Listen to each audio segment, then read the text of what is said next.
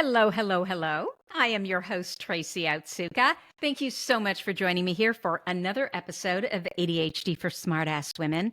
My purpose, you know it, it's always to show you who you are and then inspire you to be it. Because in the thousands of ADHD women that I've had the privilege of meeting, I've never met a one that wasn't truly brilliant at something. Not one. So, of course, I am just delighted to introduce you to Kris Jones. Kris Jones is a pioneer in storytelling and entrepreneurship. She founded Red Door Stories in 2003 after overcoming significant challenges, including a struggle with writing and a fear of being seen. Kris has worked with experts like Donald Miller of Building a StoryBrand and has collaborated with major names like Jeff Bezos, Nike, and Adidas. Yet, amidst these achievements, Kris's heart beats strongest for female coaches and service providers, empathizing with their struggles of copywriting, visibility, and the transformative potential of a well-crafted signature story. For Kris, writing isn't torture, but a delightful journey of self-expression and professional growth, especially for those navigating the challenges of ADHD. Red Door Stories embodies a revolution, turning the chore of writing into an empowering and enjoyable process. We'll see about that, Kris. Welcome, Kris. Did I get all that right? You did it. You did it. Yep, that was perfect. Wonderful. So before we go into the enjoyable, empowering process of writing, because you've got a lot of convincing to do here, can we first talk about your ADHD diagnoses, your origin Yes, story? absolutely. So in 2017, I had a friend who had been diagnosed with ADHD. And like many people, they think of ADHD as this, inability to engage or pay attention to something. And I thought, when my friend told me that, I thought it was just absurd and untrue. And of course, I went home and did some digging and trying to understand what she was talking about. And as I read about ADHD, I realized, oh my God, this is me. Like everything, check, check, check the box, everything around ADHD. It was incredibly validating. And so at that point, I eventually found a nurse practitioner who specialized in working with women that have ADHD. She has ADHD herself. And so she was the one that I worked with to go through the testing and validate that I did have ADHD. Even if I hadn't gone through that, I know, I mean, it's almost laughable. All the ways my life shows up with ADHD symptoms. So can you tell us, what were you like as a child? Absolutely. As a child, I was pretty anxious. I think often with ADHD comes anxiety. I was a very anxious kid. I wanted to be, I remember just like this visceral desire to be invisible, to hide, to not have any attention on me.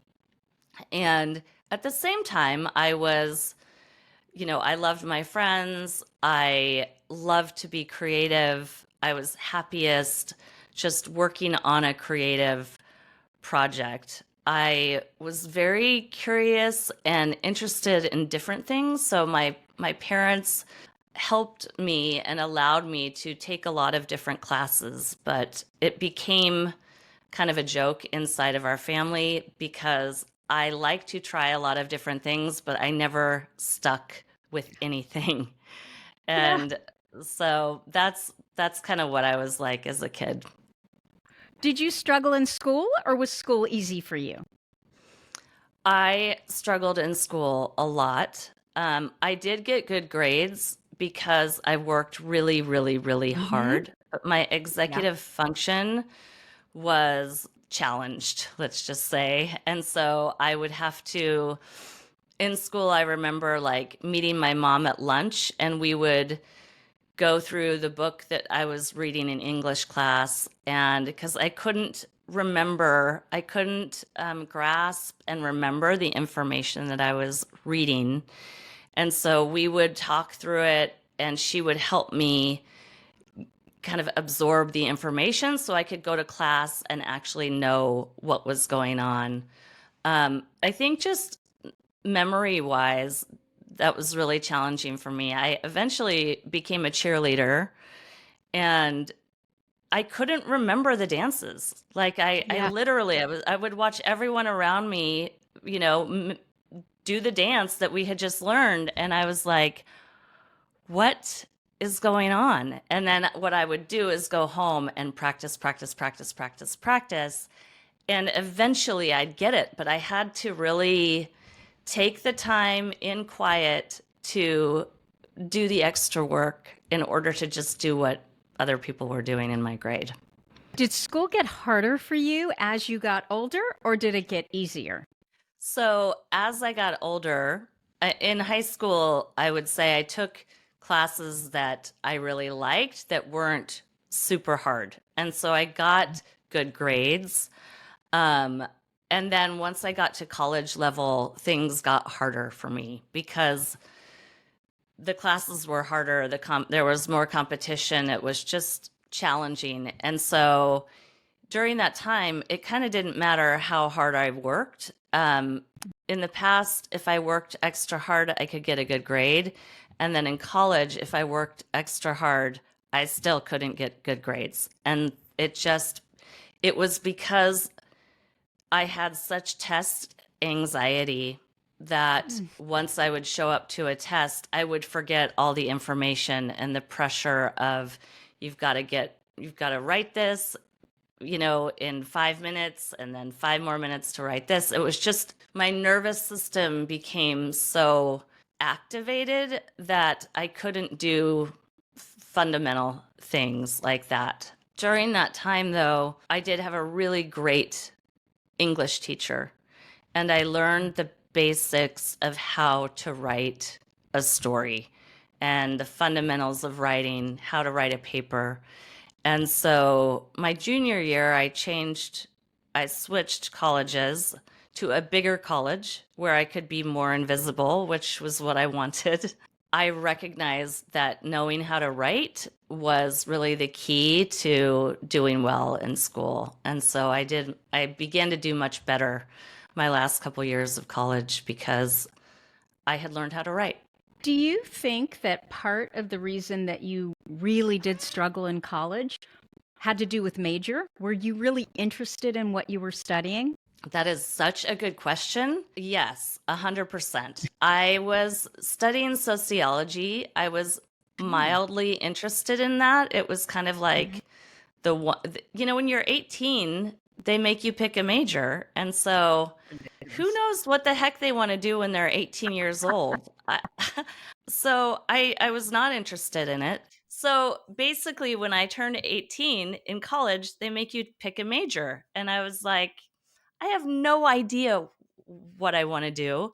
So I chose to major in sociology, which was mildly interesting, but not enough to really get into learning about it. And I just, I struggled. I wasn't really interested in my major.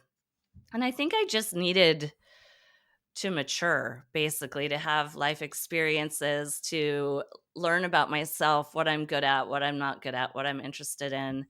And so throughout college, I just wasn't that into school. And then ironically, after I graduated from college, I got a degree in education. I knew I didn't want to be a teacher.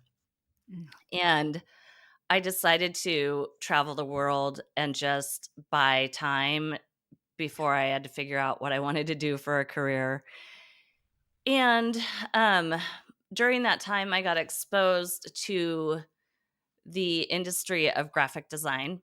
And that was an immediate, like, whoa, this is what I've been doing as a child. This is what I've been, for fun. I'd be making trifold vacation brochures and just silly things that I thought were art projects, but they were actually technically kind of graphic design projects. And so when I got exposed to that after college, I decided to go back to school to community college. And that was the best college experience of my entire life because Mm, I was learning about something that I was truly interested in. And I wasn't learning about theory or reading big textbooks. I was learning from people who were real graphic designers in the industry. And so it felt very relevant. And I knew within about 3 minutes of the very first class I was in, I knew I am in the right place. This is my thing. And I never looked back. I just immersed myself in that. And I didn't have any interest for anything else until mm, I kind of mastered this skill. And it took about a year or two of that to get a job and then kind of work my way up into what I do now. So, um, it really is a testament to the power of like finding that thing that you're really authentically interested in. And totally. once you do, anything is possible. But finding that thing is can be really hard. It can take a whole lifetime. It's really interesting that you say this because what I always say is the ADHD brain is a brain of interest. And so when we can figure out what we're interested in, which is really that sweet spot, right? Of where our values, our strengths, our talents, skills, passion, and then purpose, because we tend to be mission driven people. When you can find that sweet spot of where all of that intersects, then everything happens so quickly for us. So you were floundering, trying to figure out what you wanted to do. And Mhm. once the light bulb went on, it happened so quickly. It did. It did. And to go from somebody who bounced around from hobby to hobby and taking, you know, horse riding classes and then knitting classes and then, and never sticking with anything. Uh And then huh. at the age of 25, coming across design and marketing, and it's it's essentially the only thing that I've stuck with my whole life. Yeah. It's been 23 years now, and I am still every day as passionate about this work as I was at the beginning because I'm never solving the same problem twice. So it's like Mm, my brain has a perpetual bone to chew on, like you give a dog a bone. I think our brains need bones to chew on and problems to solve to keep us interested. And because every client that I work with is different and I'm constantly learning, it's just always fresh and new no matter what. And so I never get bored of it. yeah. It makes perfect sense. And Mhm. it was there from the time you were a kid. It was. We go Yeah, out there searching for what can it possibly be. We're constantly out there. Um, it's external when really the answers are all inside of us, and we've been doing it from the time we were little. that's But right. no one teaches us that, right? Yes. Yeah. So, Yeah, or when you go to a liberal arts college, right? There's like 12 different things you can choose, and the ADH brain is so nuanced, that like general buckets of subject matter are often just really really bland and really boring. And I think one of my biggest challenges and also my greatest gifts is that I get bored very easily. yeah. And when I'm bored, I am painfully bored. And Mhm. so I've got to keep things interesting and fresh. And thank God I found a career that did that. So I'm curious, once you figured out, "Oh my gosh, this is ADHD, and my friend has it too," what changed for you? Initially, I was ashamed of it. I thought it was like something wrong with me, something I had to hide, that it was like a disability. Um, Mm, and And so I struggled with it internally. I kept it very private. I didn't want to talk about it at all. Um, but I did have my friend, and I could like bounce things off her, like, oh my gosh, like, and honestly, I found your Facebook group too. And that became such a comfort to me that other people Mm. were in the same boat as I was, and that the way you the way you present ADHD is so much more of a superpower than anything else, but it's the whole range of it, right? It's like that group is it's full of a lot of support and a lot of people that can echo your experience and totally get it. Hmm. And it's also full of wins and great things that people are doing, and changing the world.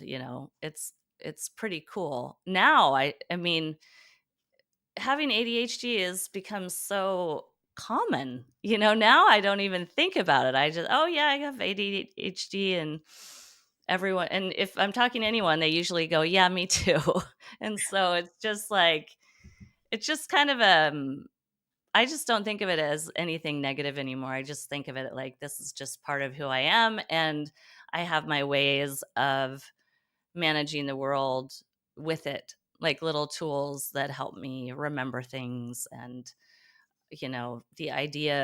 the idea list, oh my gosh, I think that is like is a little out of control. um Explain that. I have so many ideas. I have so Oh, many. the idea list. I thought you the said the idealist, which we can also be, right? Okay. the idea List. list, just the generation, like the ideas that one can generate when you have ADHD is Yeah. really extraordinary. And so, you know, there are so many, I'll never accomplish them, but it's really comforting to know like they're all in a place. They're all Mm, there. If I ever need to reference them, they're there. yeah. So you can let them go, right? You don't need to do the bright sparkly where you're a little bit here and a little bit there. Like you've got the focus on, oh no, no, this is what I do. This is what I'm great at. And I love. Right. Yes, So how did you exactly. end up? I'm just curious. How did you end up working with Donald Miller? We have the same speaking coach, by the way, and so I've heard about him personally, and it's good. Yeah, he's a genius. He is really, really a wonderful human. Oh, and you're in Portland. That makes sense. He's the Portland guy. Yeah, he's the Portland guy. So he actually lives in Nashville now, but Mhm, he went to Reed College, which is in Portland, and mhm. is a Portland guy. He talks about Portland a lot. And I got turned on to him. I don't even remember how I initially got turned on to him. He had a podcast, but it was before he had written the book Building a Story Brand. And so Mm, nobody really knew about him. People knew about some of his other memoir work. Um, and I just resonated. Like I had been doing marketing and design for long enough that I knew his approach to communication and the less is more, keep it simple type of um, way of communicating that he talks about was in perfect alignment with what I was already doing.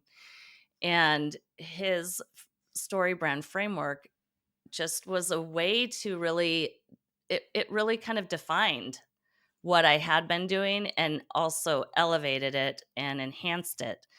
And so I decided that I wanted to learn more about that. And then at that point in time, he had decided to bring his entire team up to Portland for like a month over the summer because it was really hot in Nashville. And so I was able to learn from him up here in Portland with a really small group of people. And then he asked me to come back to Nashville and work more with him and become a guide. And this was again before Building a Story Brand came out. mhm. So it was early on, but I so resonated with everything that he taught me. And I knew in my bones, kind of like when that first community college class, I just knew in my bones, oh, this is what I'm meant to be doing right now. And I still wholeheartedly feel that way. I was going through your website. My biggest struggle, it sounds like yours, is working memory. So when people tell me ADHD is a superpower, or do you believe ADHD is a superpower? I say no, but I believe there's certain strengths that we have that can become superpowers, Mhm. because if I could have fantastic working memory and keep my ADHD, oh my God, the sky would literally be the limit. And Mhm. so I get that everything you do is around this idea, like your whole business has sort of been built for the ADHD brain who struggles with working memory. Mhm. Because I will tell you that when I was a lawyer, I still remember those Monday morning meetings. I hated them. We had to talk about our cases. And Mhm. I just, it was so broad that I could Mhm. never remember what to say. Or when people, you're at a cocktail party and they're like, "So, what do you do?" Oh my gosh, just like nails on a chalkboard. I can't even. And, I'll say, "Oh, I help ADHD women fall in love with their brain." Well, what the hell does that mean? That doesn't encompass the book. That doesn't encompass the podcast. I'm not really an ADHD coach, right? When I was a lawyer, when I was a fashion designer, when I owned, a high-end women's wear company, when I was a real estate broker, that was easy. People know what that is. Right. Versus today, Mhm. and this is exactly the pain point that you address in how you work with your clients. So I still Yeah. haven't found an answer, but I've gotten better because I wrote the book, solidifying, okay, well, what is it exactly? But still Mhm. I stumble when, what do you do? And just the thought of having to present what do I do, um in groups of people, like, I totally can get it if you give me enough time, but you make me do sound bites, like when I actually, I think I is it AM Northwest, is that in Portland? Yes. Yep. Yeah, so I was on AM Northwest, I don't know, a month ago for my book. Mhm. And again, I don't know how to truncate anything.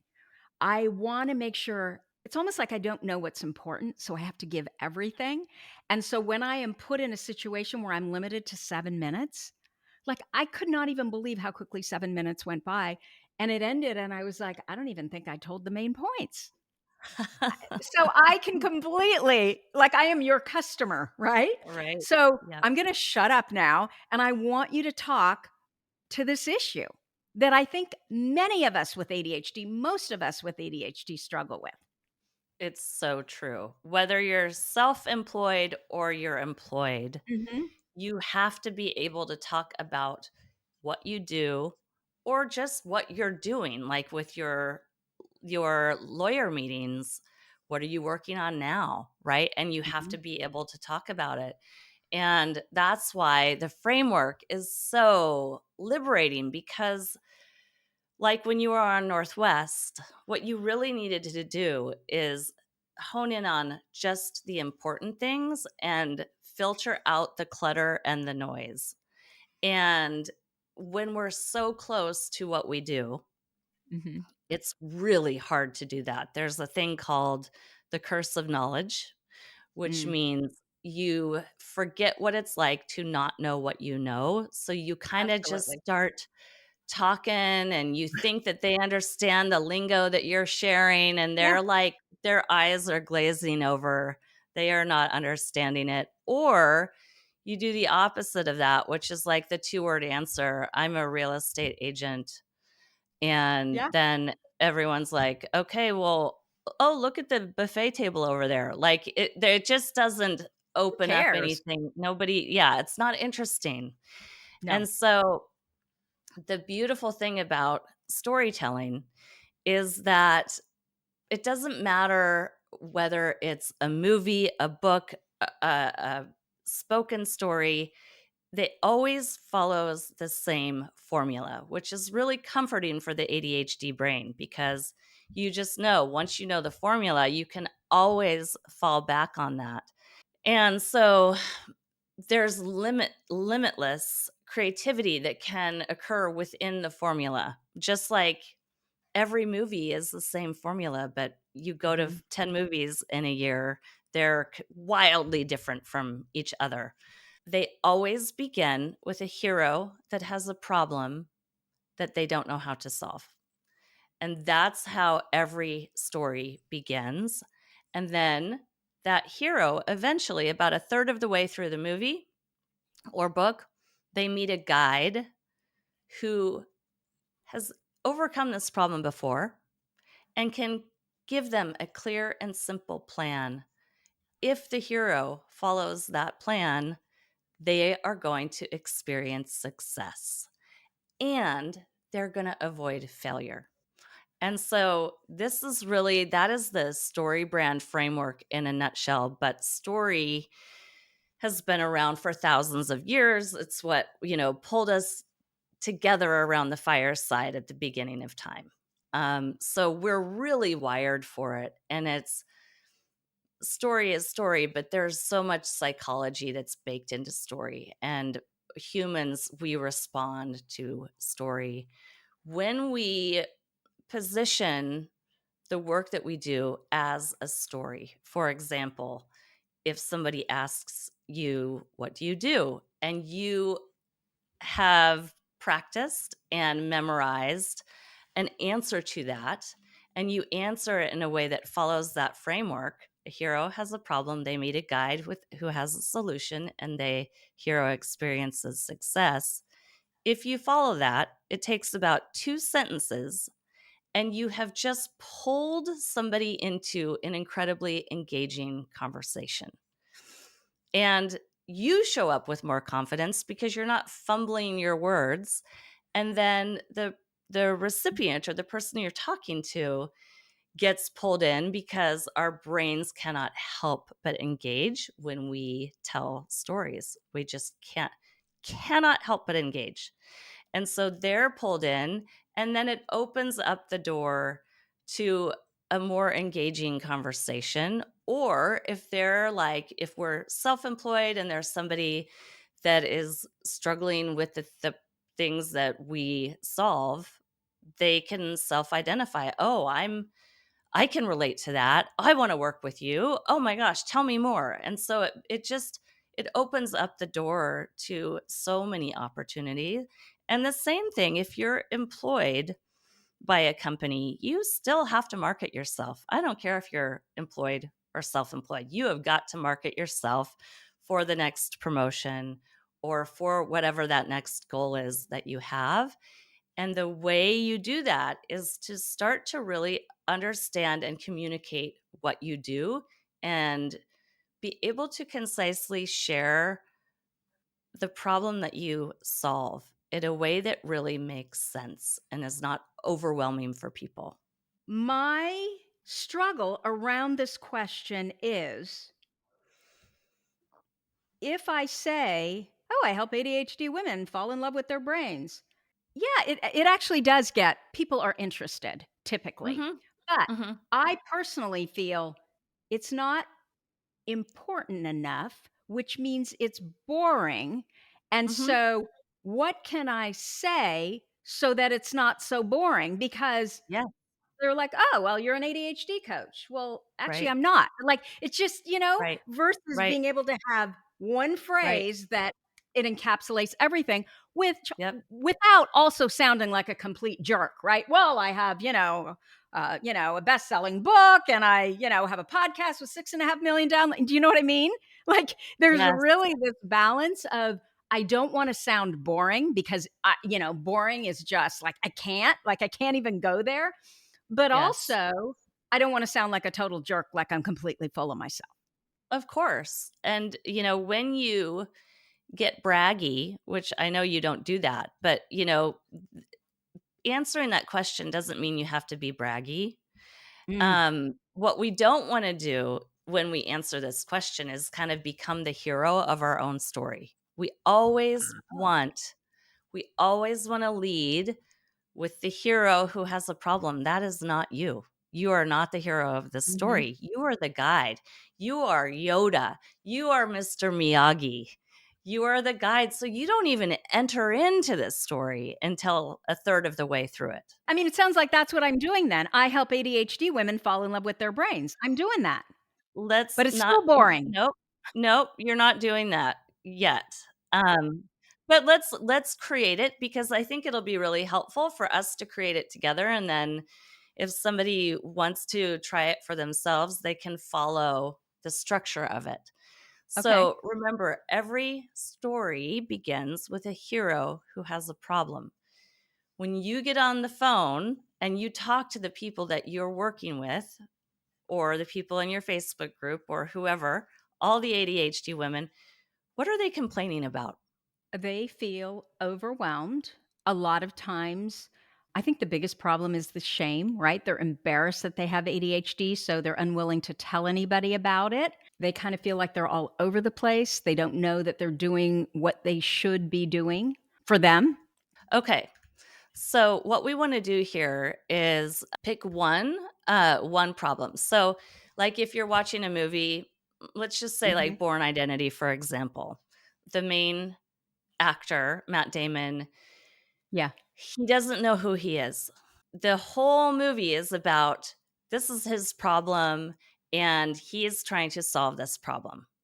And so we want to pick one problem. If Matt Damon really wanted to adopt a stray animal or a stray cat and he wanted to have a girlfriend, now we've just overwhelmed the person that's watching the movie. We need to pick one problem, the biggest problem, the one you hear the most. So I think of what you shared, I think there are two big problems. I'd like you to pick one. So many women with ADHD are embarrassed by the diagnosis, or many women with ADHD are overwhelmed and feel like they're all over the place. Which of those problems feels more bigger? I mean, obviously, the shame, I think, is bigger, which is probably where I'm going when I say fall in love with their ADHD brain, right? Because they are not in love with their ADHD brain. They think it's a problem. Yes. Okay. And here's what's beautiful about what you just shared. You're already telling part of a story. You just forgot that beginning problem part, which is the thing that hooks the brain. That's the most Mhm. important part of the story. And so we want to remember to make our clients or the people that we do our work with the hero of the story. And we do that by showing that we care about them and their problem more than we care about ourselves. And it's kind of a load off for us, at least it was for me, to realize like, oh my gosh, my story isn't even about me. Yes. So it is a bit of a load off. So it's a process and it can take a little while, but we can get the structure of it and the scaffolding of it in place. And we're just going to do it on the fly so we can like create it together. So we're going to hone in on the fact that they're embarrassed about it and ashamed about it, because when you share the part about I help them fall in love with their ADHD brain, what you're doing is positioning your work as the solution to the problem. Mhm. Mhm. And that is incredibly powerful. And notice, I help them fall in love with their ADHD brain is like 8 words. Mhm. It's like your part of this story is the shortest part. Which is the only reason I can remember it, right? Yeah, but this is what I tell my clients. Once you've got this, what I want you to do is print it out and put it next to your computer. Because for brains like ours, we need it in front of ourselves. And then the people that know what to say when someone asks them, what do you do? When they have an answer, you think that they're thinking off the top of their head. They're not. They've memorized this. And so it's really important to say it out loud, walk around the house, practice it out loud. And until it's so effortless, it just comes off your tongue. Like the first time you said, I help them fall in love with their ADHD brain, it probably didn't feel as effortless as it does now. because you said it many times. So let's go back to this structure. We've got every story begins with a hero that has a problem. So many women with ADHD are embarrassed about it. And we want to keep this conversational because people can remember conversational much better than they can remember formal. So I want you to be able to say this at a coffee shop, at a cocktail party, or at a presentation. Many women with ADHD are embarrassed about it. Keep it a secret. Many women with ADHD feel shame about it Got or it. feel shame about their ADHD. Got it. Period. Shorter is always better. I help them fall in love with their ADHD brain. So now what we've done is we've introduced you as the guide that has a solution. We always want to position our service as the solution to the problem. And then what we want to do, our job as the guide, think again, Yoda and Mr. Miyagi, we want to show them what's possible. Right now, they're stuck feeling ashamed about this. They can't imagine not being ashamed about it. I know I couldn't when I first got diagnosed. And so our job as the guide is to really point to that mountain peak and say, this is what's possible for you. I have a greater vision for you because I've been there, I've done that, and I know what's possible. Let me remind you and show you what's possible too. And so the tail end of what we're creating here today is your one-liner. And a lot of people call it a one-liner. Some people call it an elevator pitch. I like to call it a very, very short story because it Mm. in two sentences, it contains all the components of story. You start at the beginning of the story, you've got a middle to the story, and now we're going to tackle the end of the story, which is painting a picture of a brighter future for your hero. And what we want to brainstorm here is I help them fall in love with their ADHD brain so they can what? Like what's possible for them once they fall in love with their ADHD brain? Just brain dump, throw a few things out. I know what it is, so they can live to their full potential, What else? so that they can be happy, so that they can feel inspired, so that they can feel worthy, That's awesome. so that they can recognize how brilliant their brain really is. Oh, I love it. Okay. So when we think about the mountain peak, we're halfway up the mountain. We've just met the hero and we're telling them, "Oh, I'm your guide, and what I do will offer you this solution so you can experience success." And so we want to go big here. I kind of like to go big or go home. Like, let's not play small with what's possible for you. We want to think big. And so that's why when you shared live to your full potential, that's big, but like we can even go bigger. So let's just try this one on for size. I'm going to get chills on this one. So, many women with ADHD feel shame about it. I help them fall in love with their ADHD brain so they can know their worth, recognize their brilliance, and live to their fullest potential. Now you're talking about who you work with, the problem you solve, and showing them all the success that can happen for them when they fall in love with their ADHD brain. I really like it. This is my first thought though is, you know, when people do the elevator pitch thing and it just sounds so elevator pitchy, like it's not like it naturally came out of them. It's this thing they've memorized. Of course, I can never do that because I can't remember anything. How do you not make it come across like that? Well, I think that what you're talking about is the elevator pitch. Like the elevator pitch, that name has a bad rap because it's salesy and because it's schmarmy, and we think about like going to buy a car or something. Like it can be it just has a bad connotation to it. And so that's why I always hesitate to use those words when I talk about this work. It's really a story. And so it's all about delivery. This truly is not at all an elevator pitch. An elevator pitch is about selling and Mm. convincing. What you're doing is sharing who you work with, the problem you solve, and the benefits that they get to experience. And so it's not at all about sales. It's about simplifying the work that you do so it can land for somebody else, so they can really get it. And so they can Mhm. engage with what you're talking about. And so let's just pretend you're at a coffee shop and someone comes up to you and says, "Hey, Tracy, hi. Do you remember me? Like, what are you up to? I haven't seen you since college." And you can be like,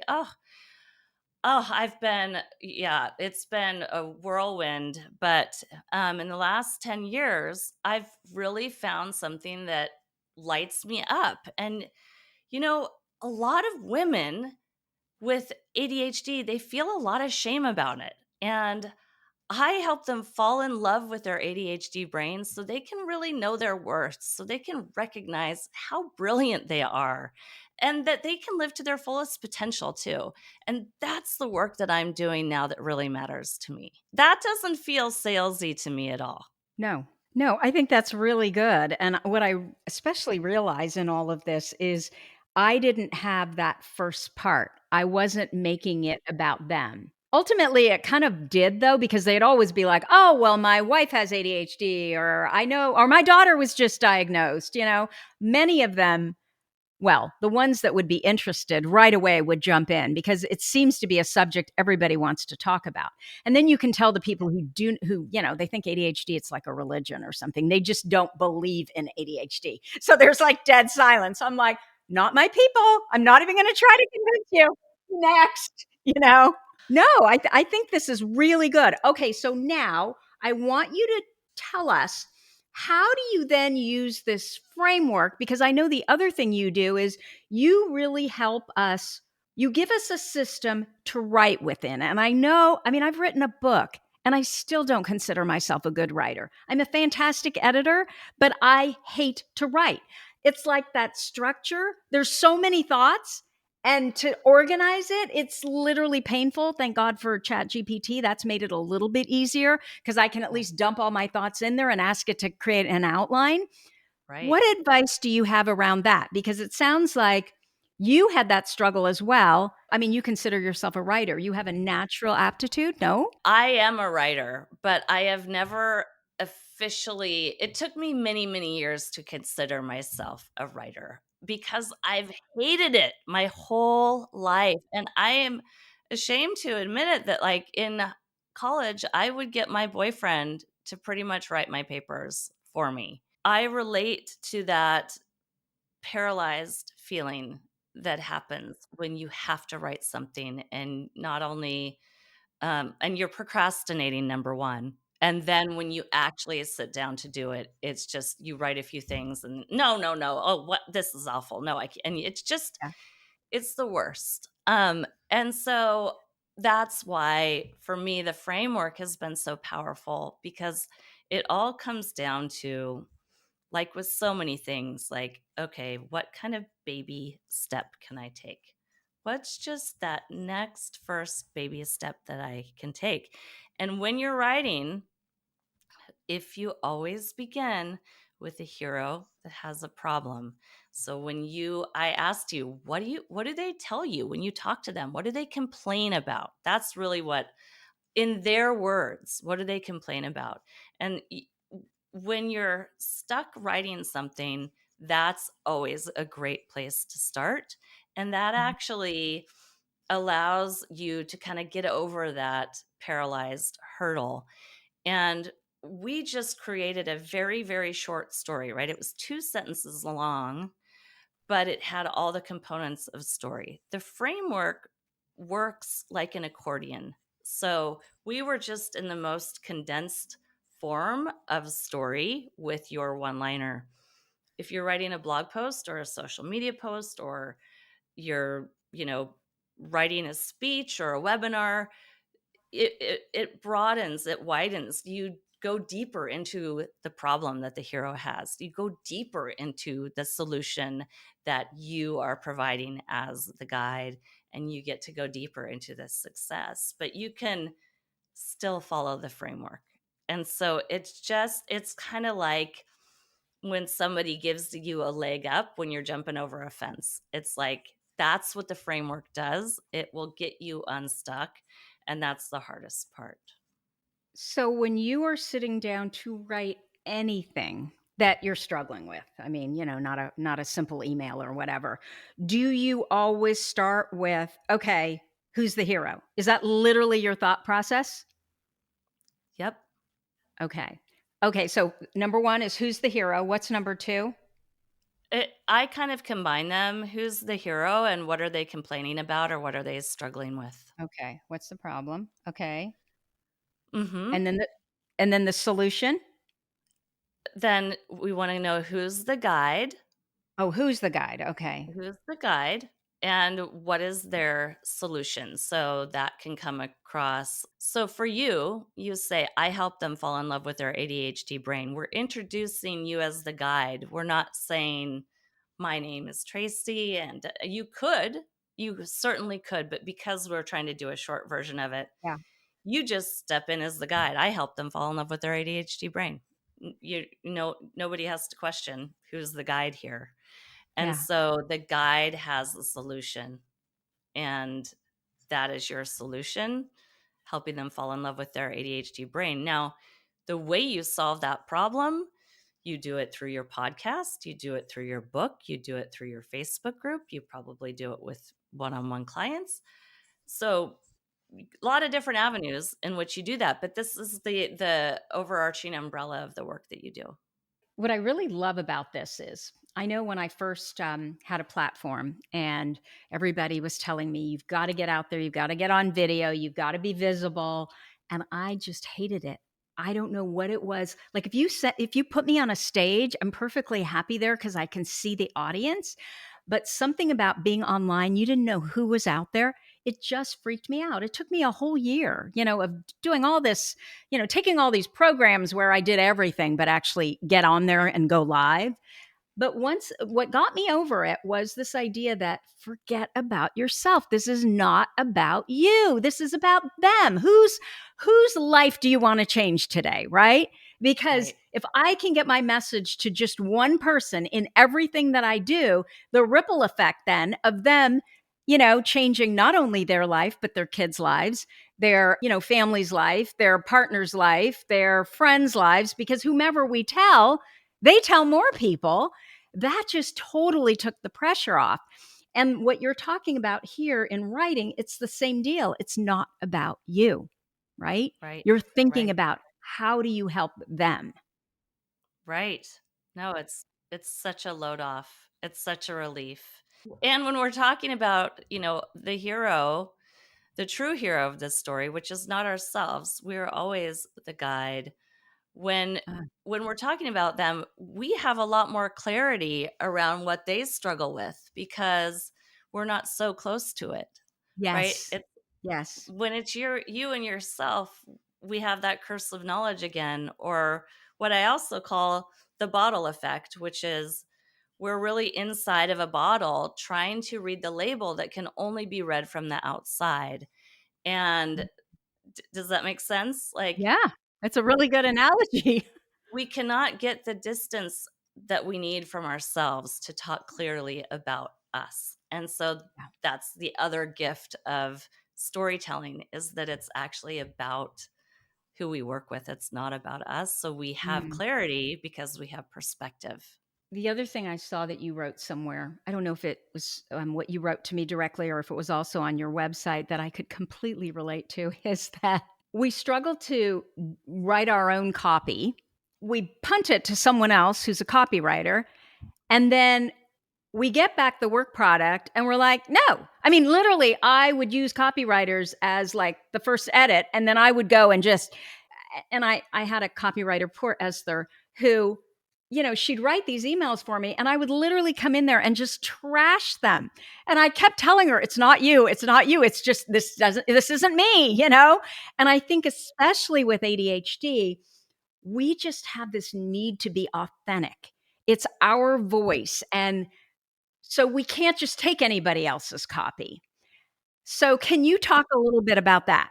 Yeah, I mean, it's a real pickle when you are self-employed because, I don't think anyone really realizes when you become self-employed how much writing you actually have to do. Like you said, the emails and the websites and it's all writing. And so when you reach a point where you're like, I'm done. Like I'm making enough money now. I can invest in a copywriter and take this off my plate. And then exactly what you said, you get the copy back and it just doesn't feel aligned with your voice. It's like Yeah. off, right? And you Yeah. can't move forward with it because it's not aligned.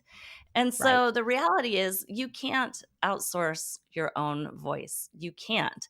But, Mm, and I've been in the industry now 23 years. So I've been through that on both sides of the coin. And that's why I developed my my method of doing things, because collaboration is the key. And every client that I have struggles with that feeling of being paralyzed and not being able to do it themselves. And yet they also struggle with not being able to hire it out. So it's like, okay, well, what do you do? What you do is find a collaborative partner, somebody who knows how to pull the story out of you and can together with you craft that message so it feels really aligned, and talk about an efficient way to write your copy. It's like with ADHD, we talk a lot about body doubling, and in a way it's like that. yeah. You need a partner. You need somebody that knows story, that really knows how to clear the clutter and pull out the gold. I call it I mine for gold. I mine for gold in my clients' brains. If the story is in there, my job is to pull it out, and then we organize it using the story framework. And because we're doing it together and refining together, by the end, it feels perfectly, beautifully aligned with who you really Yeah. are. Yeah. No, I think that makes perfect sense. I can't I just wish I would have met you like 5 years ago after going through all of this pain, because that's typically what happens, right? You just give all the information to a copywriter, they go away, and all of a sudden they just come back with here. And usually I can think of one copywriter I've worked with where I thought, okay, she gets it, but she also has ADHD. But in general, even if they have ADHD, they're not you, right? It's hard. You can't outsource your own voice. And even if you find someone who's great, there's this very time consuming process of back and forth revisions, tweaks, revisions, back and forth. And then ultimately, you kind of end up putting in so much time into it by the time it gets to the finished product that you might as well have just written it yourself. Well, and then the other part of that, what you just said is so true. I feel like I'm cheating, which is ridiculous, but literally that's how I feel, because again, it's my voice and we are just so, all about originality and authenticity, and that, like, being who we really are, which I Yeah, think makes it even worse, especially since we know that most of us, either are entrepreneurs or want to be entrepreneurs. right, So right. Yeah. I love this. So, what are the ADHD traits that you feel are responsible for your success? Curiosity, Mm, a genuine desire to help and make the world a better place. Love of learning, always needing to feed my brain with information. yeah. And so just continuing to get better and better and better at my own craft. I would say those are the ones. Like I think fundamentally I genuinely love helping people. Do you have a number one ADHD workaround? Oh, I'm also a parent, and parenting can be With a son who has ADHD, right? yes, yes, that's correct. He's 6 and I love him dearly, and parenting can be really boring. Like I get I can get really bored at times with him. And for me, um, having good headphones with a podcast or an audiobook or something Mm. that can give my brain what it needs, give my brain that bone to chew on, can be a way for me to really comfort and take care of myself while I can also be with my kiddo too. I would say that has probably been like the thing that I've leaned on the most in the last 6 years. I would totally agree. And there's something about society that judges women who tell the truth and say that, oh my gosh, parenting is so boring. It's the same crap every single day, right? And it doesn't end. You just start over the next day. And it's not that we don't absolutely love our kids, but for me, there just had to be something more than that. I had to be able to be learning about something. So I get it. I totally get it. And I love having someone in your ears and you're learning something and it spikes our dopamine.